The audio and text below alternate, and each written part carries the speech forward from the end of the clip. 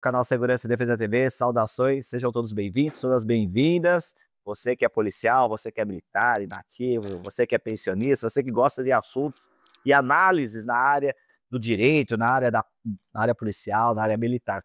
Convidei o Dr. Mário e ele vai explicar um pouquinho. Ele estava me explicando exílio, asilo político. A gente vai falar do caso da esposa do presidente do Peru, que o Brasil foi lá, pegou a esposa, né? Tô resumindo, né? E trouxe para o Brasil, para que a justiça peruana não a prendesse. Bem, a gente vai falar sobre isso depois da vinheta.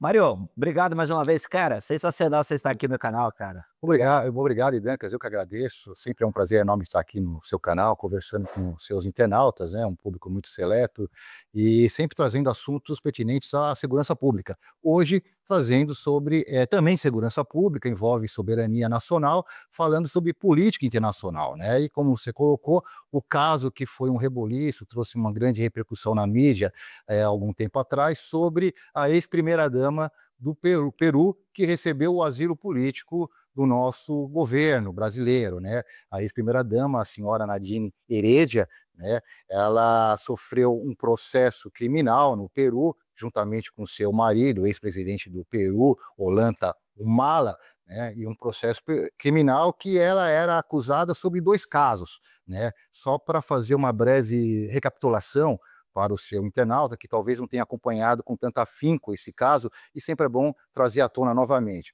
E nesse processo ela era acusada de receber dinheiro ilicitamente e de lavagem de dinheiro. E tem a ver com o nosso canal, nosso público. Tem a ver com o nosso canal, com o nosso público, né? E o primeiro caso que ela recebeu esses valores, ela e o seu marido, é um caso muito conhecido aqui por nós brasileiros. É mesmo? Qual que é Sim, o caso? é o caso da Lava Jato, porém a Lava Jato peruana, né? Parece que a empresa, a Odebrecht e as outras envolvidas no esquema, estenderam seus tentáculos em diversos países da América Latina, inclusive da África, em outros lugares do mundo, e também o Peru não foi diferente, né? E a Lava Jato peruana atuou lá com muita intensidade e, segundo delação premiada do filho do dono da Lava Jato, o Marcelo Odebrecht, né? Ele acabou confessando que O brasileiro, o Marcelo. brasileiro, Marcelo Odebrecht, acabou confessando que no seu departamento de propina, a empresa tinha um departamento de propina, acabou enviando valores para fomentar a campanha eleitoral da Ollanta Humala, né? O então candidato na época. Do candidato? Ollanta Humala. Ele Só para. Ollanta Humala. É só para Ele fazer um. ele é de uma é um nome um pouco estranho, ele é de uma família de 7 irmãos e todos os filhos têm nome incas, né? Então, Porque lá isso aí. Mas ele foi candidato no Peru, foi presidente de 2011 a 2016 e nesse interim recebeu propinas da Odebrecht. Propinas da Odebrecht, segundo delação premiada do Marcelo, a pedido do governo brasileiro PT, que tinha intimidade, tinha afinidades ideológicas e queria aquele candidato eleito para presidente. E o segundo caso, que também ela foi condenada, recebeu dinheiro também de forma ilícita, imagine de quem? Hugo Chávez, da Venezuela. Nossa, mas que coincidência. Que coincidência, né? Pois é. E foram condenados a 15 anos de prisão em regime fechado. Porém, em primeira instância, a juíza, quando estava proferindo a decisão, neste momento, a ex-primeira-dama do Peru não compareceu à audiência. Faltou a audiência e, nesse mesmo momento, às 11h15 da manhã, no Peru, horário local, 1h15 aqui em Brasília, ela bateu as portas da Embaixada Brasileira em Lima. Bateu as portas pedindo para o embaixador lá presente asilo político. Imediatamente. Mas ela estava sendo processada, desculpa cortar, gente, só para a gente entender esse fio de meada. Ela está sendo processada, ela falta uma audiência e pede asilo. Daqui a pouco eu vou fazer uma comparação com o Brasil. Exatamente. Pediu asilo ao embaixador em Lima, o embaixador imediatamente comunicou o pedido ao Ministério das Relações Exteriores aqui no Brasil, que Ela chega lá, deixa eu entrar. E imediatamente o Ministério das Relações Exteriores comunica o pedido de asilo político ao presidente. Deixa entrar. Deixa entrar porque a embaixada goza de imunidade É diplomática. como se fosse o território do Brasil dentro do Peru. Como se fosse, né? Tá. Como se fosse. E o presidente Lula imediatamente concede o asilo político, né?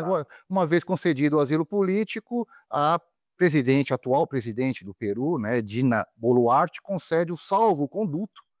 O que é? O salvo-conduto para que a ex-primeira-dama chegasse até o aeroporto de Lima sem ser presa e pudesse ser transportada com segurança para o Brasil. Chegando no aeroporto de Lima, já esperava lá, já de prontidão, um avião da FAB, Um avião militar. um avião das Forças Aéreas Brasileiras, Então, o avião militar adentra no território peruano. adentra no território peruano. Tudo autorizado.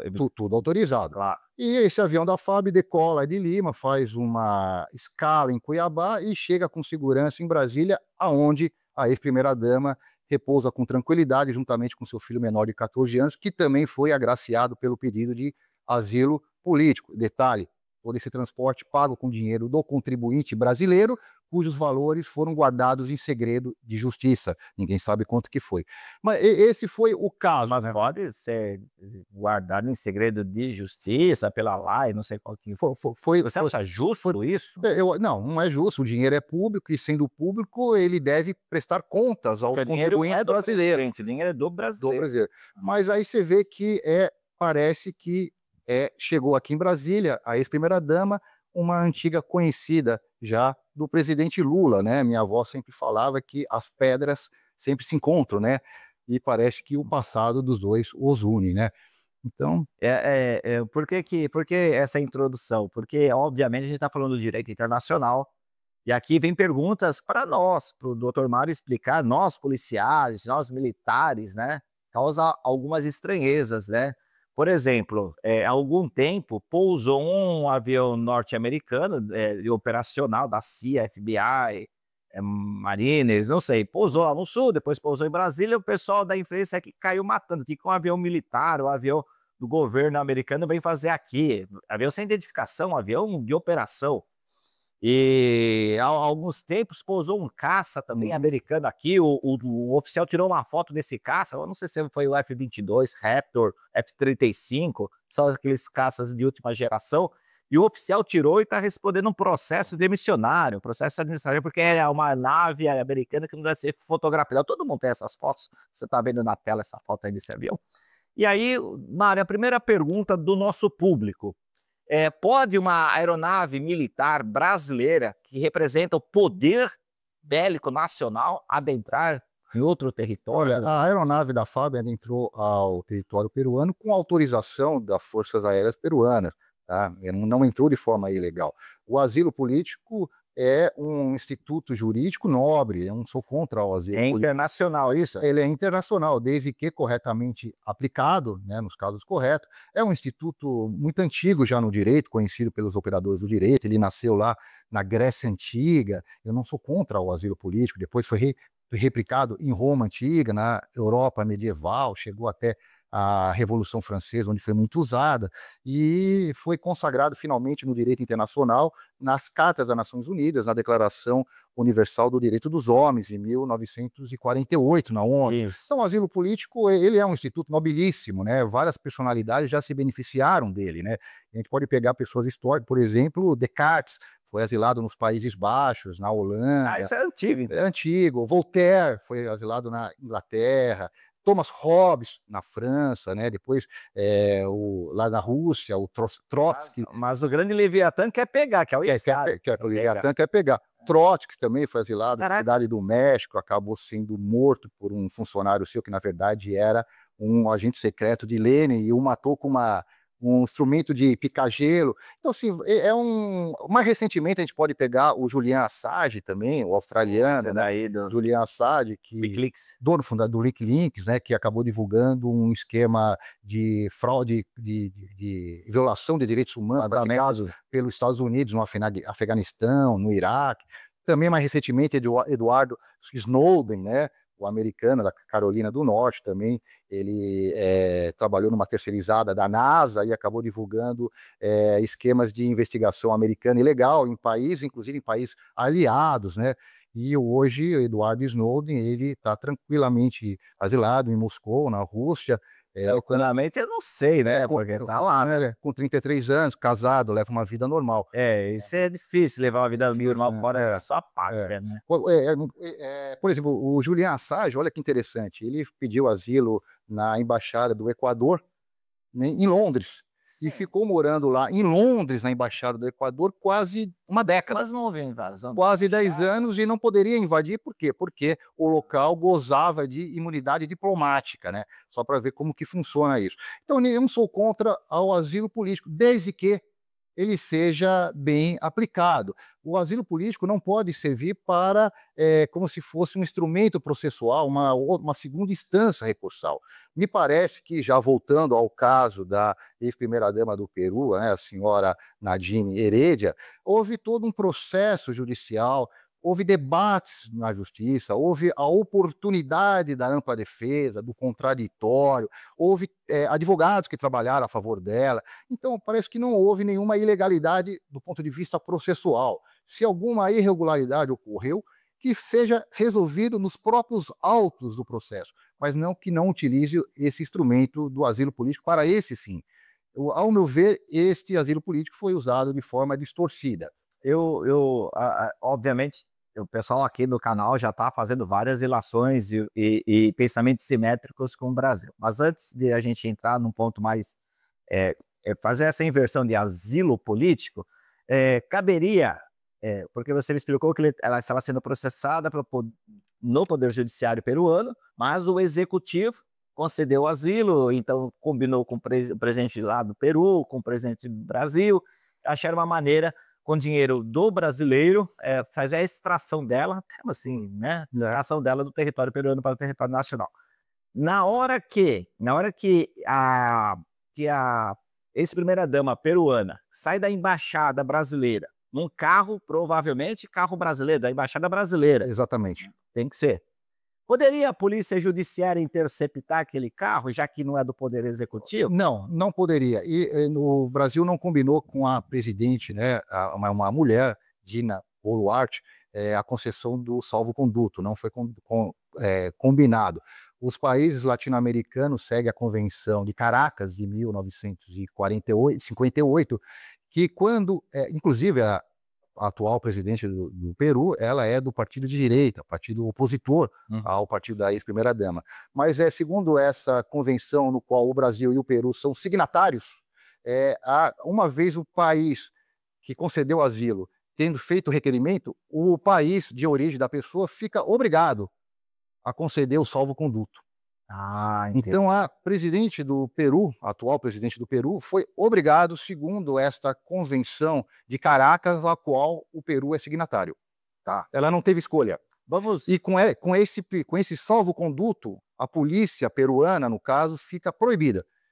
Ela não pode prender. Não pode interceptar prender. Não pode prender. Então agora a gente traz para a nossa realidade. Vamos falar em termos de hipótese, em termos de fatos que não aconteceram, só para a gente exercitar o bom direito internacional, que pode afetar o nosso policial militar, nosso policial civil, científico, nosso policial penal, até mesmo você que é agente de segurança, e até para você que é inativo, fala, pô, eu não quero me deparar com uma situação dessa. Cara, imagina então a situação inversa. Vamos supor que alguma autoridade brasileira esteja em curso de processo, igual do Peru, e venha uma autoridade de fora e para visitar essa autoridade, vem com o seu carro da embaixada, tal. Se essa autoridade brasileira adentrar ao veículo da embaixada desse outro país, pode a força policial, aí é a minha pergunta, municipal, as GCMs, a força policial estadual, a força policial federal, parar aquele carro e falar, vou dar uma geral, esse desce, esse continua, ele tem esse poder? Como é que funciona isso? Dancas, aí nós já estamos caindo no campo também do direito internacional das imunidades diplomáticas, né? O agente estrangeiro, quando em missão diplomática, o chefe do Estado, os diplomatas, os embaixadores, os secretários, os tradutores que acompanham, toda a comitiva dele que acompanha, os intérpretes, os adidos, civil ou militar, toda a comitiva dele goza de imunidade diplomática. né? O local onde for sediada a missão diplomática, a residência desse diplomata, seja particular ou oficial, o veículo dele, as malas dele, os pertences dele, tudo isso goza de imunidade diplomática para que esse representante do país estrangeiro possa, com tranquilidade, representar a função que ele veio desenvolver aqui no país. Então, por exemplo, a título de exemplo, um quarto de hotel onde está sendo sediado aí, onde fica o chefe de Estado estrangeiro. Esse quarto de hotel goza de uma imunidade diplomática. E o veículo dessa pessoa também. Tá? Então, o veículo não pode ser vistoriado, não pode ser tomar, como você falou, Parado? uma geral, né? É uma geral, igual o pessoal Uma fala. geral, uma geral, você falou isso, não pode.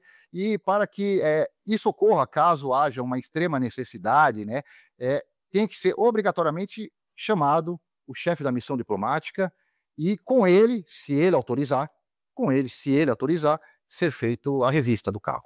Se ele autorizar. E se ele não autorizar? Se ele autorizar, não pode. Não pode. Não Então, pode.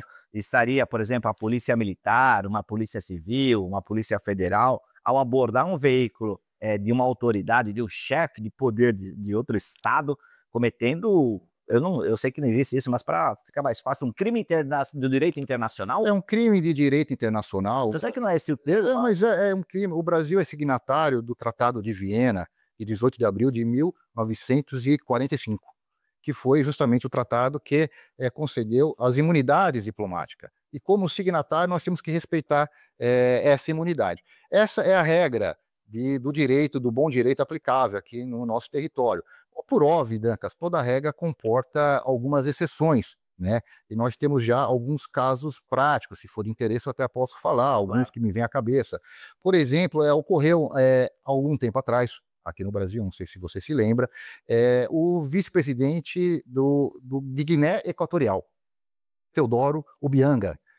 Ele é um grande frequentador do Brasil, ele vem muito para o Brasil, né, uma figura interessante, né, para estudar, ele vem muito para o Brasil, e nessa ocasião, se eu não me engano, foi em 2018, ele desembarcou aqui em Viracopos, em Campinas, com o seu Boeing 777 particular, e com uma comitiva de 11 pessoas.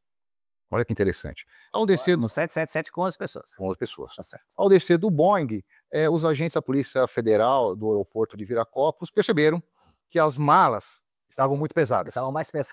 Mais pesadas. Tinha excesso, eu acho que era excesso de peso, né? Guiné Equatorial é um país muito interessante. É um país pequeno, minúsculo, na África Central. Ao sul faz fronteira. O pessoal tá vendo a foto aqui já. Tá vendo? Ao sul faz fronteira com Congo, faz fronteira com Camarões, faz fronteira com também um país de 1.200.000 pessoas, pequeno mesmo, né? E desembarcou aqui. E a Polícia Federal notou que as malas estavam muito pesadas. E falou, vou ter que revistar essas malas. Ele falou, não pode revistar, essa mala goza de imunidade diplomática, eu sou vice-presidente de Guiné Equatorial, não pode revistar.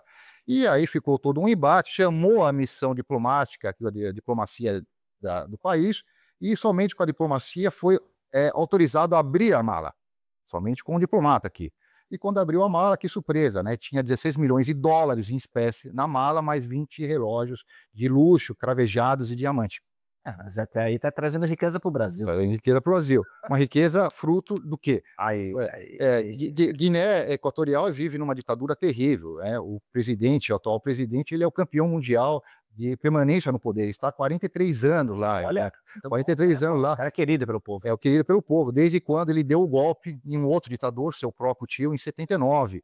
E de lá para cá ele vem exercendo uma ditadura mais sangrenta do mundo, talvez, aí, onde os direitos individuais são totalmente suprimidos. Mas embora um país muito pobre, né? Pobre para os outros, mas quebrando 50% da população vive sem água potável, 20% da população morre antes dos 5 anos de idade. Embora o país seja pobre, o subsolo é muito rico, tem muito petróleo. E segundo a revista Forbes, ele é o 8º mandatário mais rico do mundo. Caraca. Então, ele é conhecido no mundo por lavagem de dinheiro. E estava entrando no Brasil para lavagem de dinheiro. E aí ficou todo um debate. Se esse valor poderia ser apreendido ou não. Mas o direito internacional fala que eu tenho que declarar acima de 10 mil dólares, né? 10 mil dinheiros locais. Mas não declarado. Esse era não viajei com mais de 10 mil. Também não.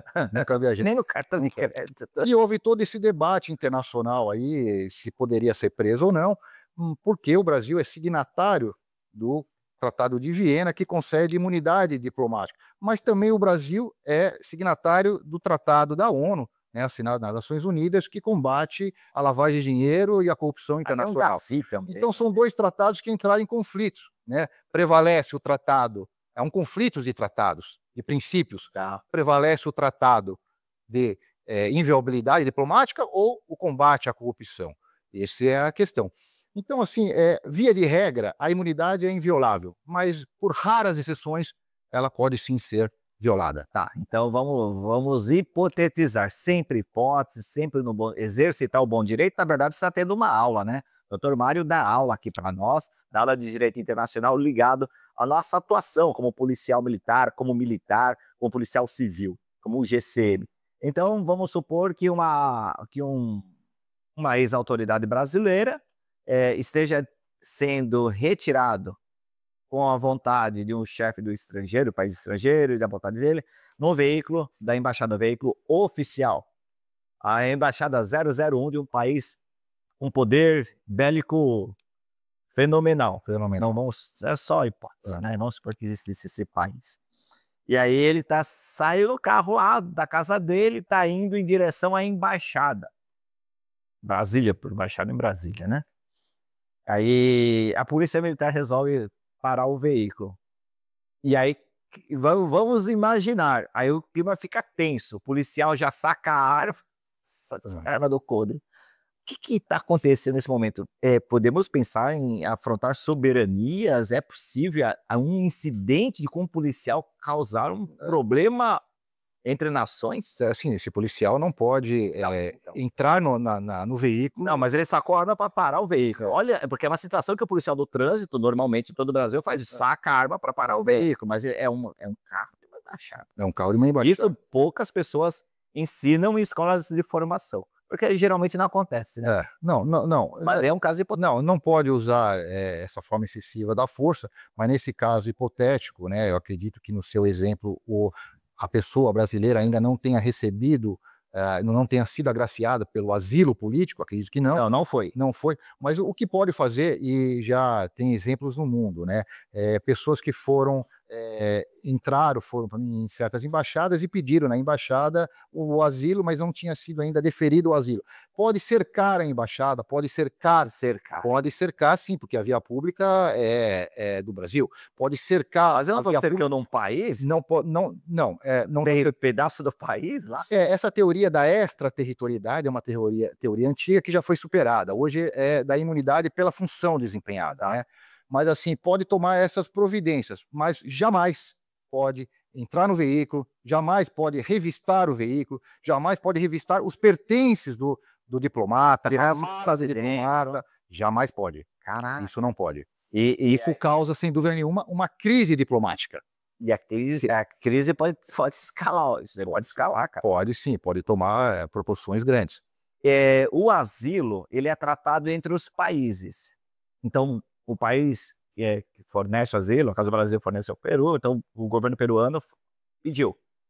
Quem pediu foi a pessoa que estava alegando ter sofrido uma perseguição política. Mas você falou que é o governo os dois governos ajustaram isso.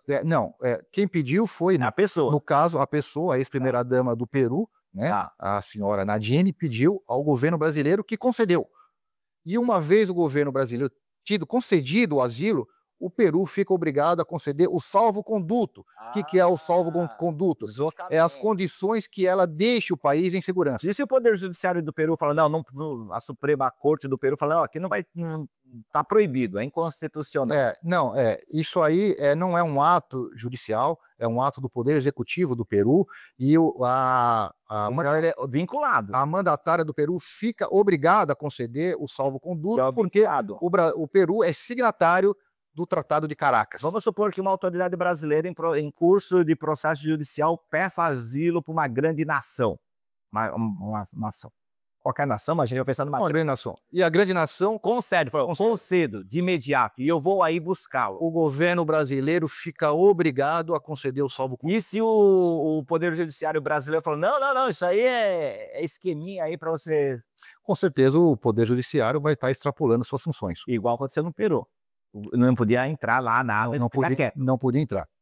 E aí pode vir um presidente desse grande país e ir lá na casa dele, uma vez que já concedeu, entra no meu carro que eu vou fazer um Uber para você, né? Não Uber, né? O presidente já pegou para o presidente dirigir Uber, né? O Uber, se tiver concedido o salvo-conduto, nem isso vai precisar. Ah, não, sim, mas na dúvida ele vem, coloca no carro, aí esse deslocamento é tranquilo. É tranquilo. É tranquilo, tem que dar Caraca, meu. condições seguras para que o asilado saia, deixe o país com segurança. Então o seu tenente, seu delegado, seu Não coronel, pode, você para o carro lá não pode. e se fizer, corre risco de... Se fizer, está descumprindo a lei do próprio país. Mas, nossa, cara, Os, os tratados internacionais entram no sistema jurídico do país como lei ordinária. São ratificados, há todo um processo o legislativo. Poder Judiciário não pode falar, ó, é inconstitucional o salvo-conduto. Não, não pode falar. Não pode falar. Partido não pode ir lá no STF e já pedir um ADI. Não pode. Pode sim promover, depois de concedido o asilo, depois da pessoa estar em segurança, em um local seguro, entrar com um processo, o Ministério Público Federal, por exemplo, para o pedido de extradição da pessoa. O que você estava me explicando é o caso, vou retomando agora o início, o caso do Peru, né? Sim. Que o Ministério Público Federal, o Ministério Público do Peru pode entrar em contato. Pode, em tese, entrar em um processo judicial pedindo a extradição da ex-primeira-dama.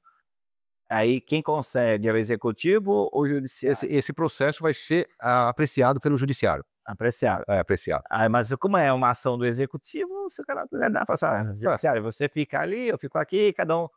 os três poderes harmônicos entre si. Tem que provar que esse asilo foi indevido, que não houve nenhuma perseguição injusta. Porque a perseguição, Idancas, tem que ser injusta. Mas a visão de quem? Porque a perseguição justa, isso faz parte do aparato repressor do Estado. O Estado tem o seu direito de vigiar, de punir, de cercear a liberdade da pessoa. Então tem que provar que houve uma perseguição injusta. Esse é o bom direito. O Dr. Mário veio aqui, deu aula de direito internacional, que afeta diretamente as nossas atividades como policiais, seja policial federal, estadual ou municipal. O direito internacional é um assunto pouco explorado nas faculdades de direito, muito pouco, tem um semestre talvez, e olhe lá como a gente estuda direito internacional, pelo menos a minha faculdade foi assim. E o Mário tem muita prática, né? Além de ser advogado que vocês conhecem na atuação de defesa dos policiais, também é um professor. Aqui hoje ele deu aula pra gente, eu aprendi mais uma. Eu queria agradecer mais uma vez. Falou tudo, né? Obrigado. O Internacional mandou bem. Obrigado, Idenga. É sempre um prazer estar aqui no seu programa. Deixa eu só perguntar, você atua também no direito internacional? Porque tem pessoal, né? Então, o pessoal que precisa contato no direito internacional, aqui embaixo tem todas as informações, o WhatsApp, o telefone do Dr. Mário, para você poder fazer contato. Mário, cara, obrigado pela aula, hein? Você vai conceder pós-graduação para quem veio essa aula? Concedo. Valeu, então. Até a próxima.